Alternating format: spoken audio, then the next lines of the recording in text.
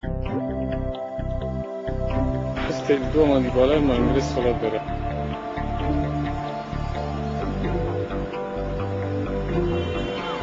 Questo è l'arcivescovile. Siamo nel Duomo di Palermo. All'ingresso principale, sulla destra dell'ingresso principale ci sono da 7 secoli le tombe di Federico II, imperatore, e dei suoi familiari.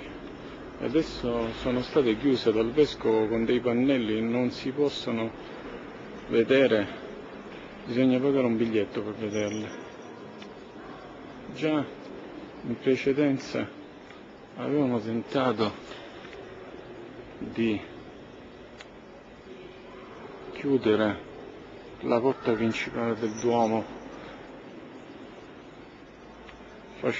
realizzando la porta laterale del Duomo e costruendo davanti al Duomo addirittura il palazzo dell'arcivescovato.